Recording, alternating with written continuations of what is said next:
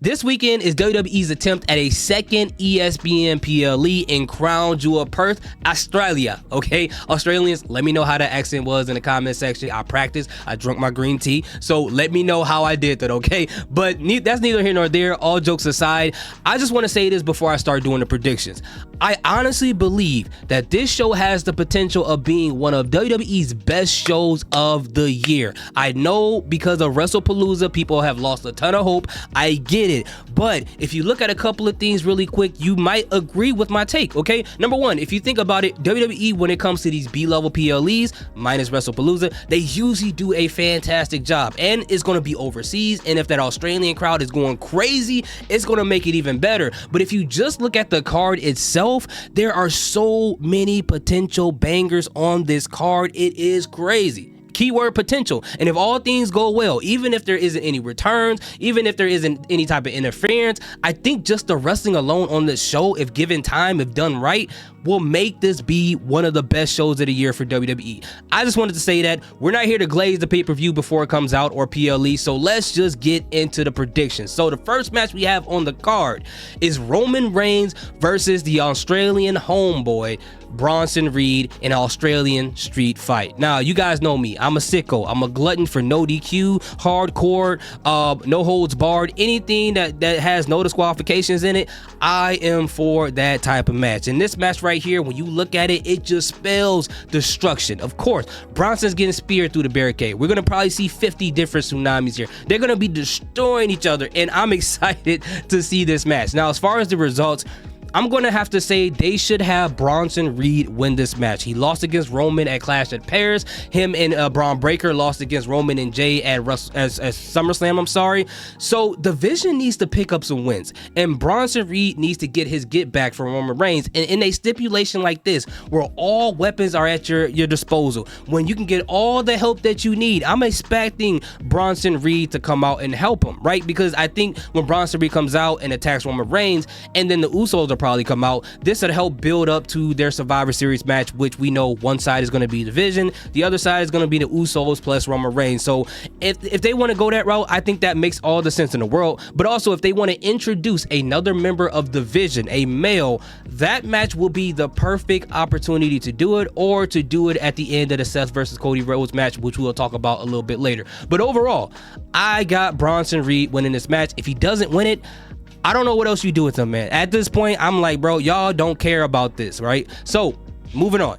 The next match I think they'll have on the card is the tag team match between the Kabuki Warriors versus Rhea Ripley and Io Sky. Now, this is one of those matches that I pretty much wrestled with what I think is going to happen here, because I thought at first, Asuka and Kairi, it would make sense for them to get a win. They need more wins. But there's a couple of other factors here that made me go away from that idea, and this is what they were. For one, we saw Io Sky lose against Kairi Sane on Monday Night Raw with the help of Asuka. So we already know whoever stands tall on the Go Home show, on the PLE, they will fall. So Kairi Sane is obviously going to be the one to take the pin this weekend, in my personal opinion. And if you look at it, Rhea Ripley's at home. She barely loses, so why would she lose in Australia? And on top of it, if you look at the storyline that's going on between Io, Kairi, and Asuka was the one to force Kairi Sane to do a lot of things this week and the previous week that she didn't want to do. So that pretty much tells us that Asuka is going to try to force Kairi to do something she don't want to do in this match, and Kairi resisting is probably going to cost them this match, get her to get pinned, or put her in a situation where she accidentally gets Asuka pinned. And Asuka, unfortunately, is going to continue her mental and emotional abuse over Kairi Sane, and at some point, Kairi Sane is going to have to break away. I don't know if Io is going to convince her to do so, but I think we're going to get an Io or a Kairi versus Asuka match in the future, and I think that match is going to be a banger, bro. The four people involved in this tag team, just any mismatch, that you guys can get, Rhea versus Kairi, Rhea versus Asuka, Io versus Kairi, which we got already, which I think was a banger, Io versus Asuka. Either way, we got so many potential bangers out of this whole situation.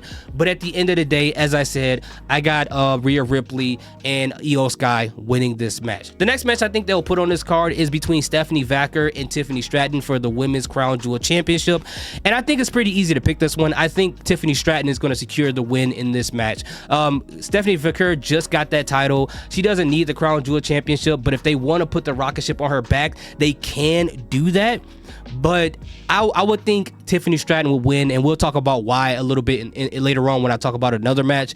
And maybe Tiffany Stratton could turn heel in this situation. I don't know. I would love for them to do that. But overall, it doesn't matter what they do. Tiffany Stratton should win at the end of the day. I love Tiffany Vicker, but I don't think she needs to win this at all. I don't think she does. Next up, we got Cody Rhodes, the Super Saiyan Pastor, versus Seth Rollins for the Men's Crown Jewel Championship. And I told you guys my prediction before.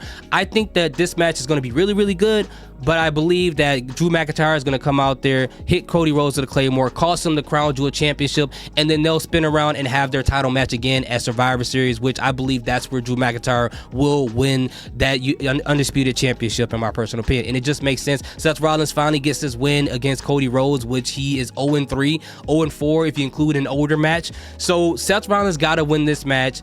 I think that will make all the sense in the world. And again, if they wanted to introduce another member of the division, I think this will be a great opportunity to do so. You see, this match is so important to Seth Rollins. Now, the only alternative route that they could probably go with this is, and I doubt this will happen, but it does make sense, if CM Punk were to cost Seth Rollins this title because of what he did to him at SummerSlam, and that'll be his get back and they can go back to their feud again. But I don't think right now it's necessary unless CM Punk is going to be in that Survivor Series match.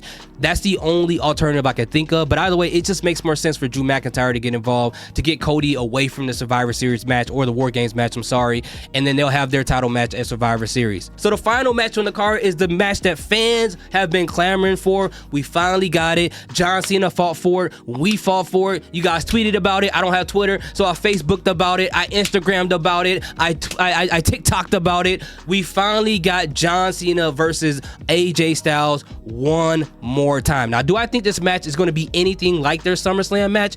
Absolutely not, but I think it's still going to be fantastic. If we get the John Cena that we've been getting at SummerSlam against Logan Paul, against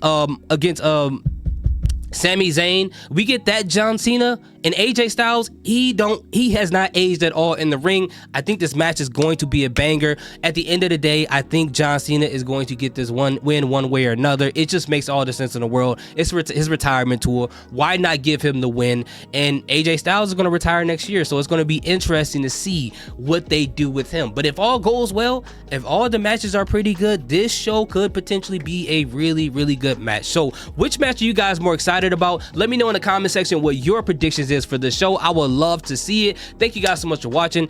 I gotta go to work. Salute, peace, have a great day.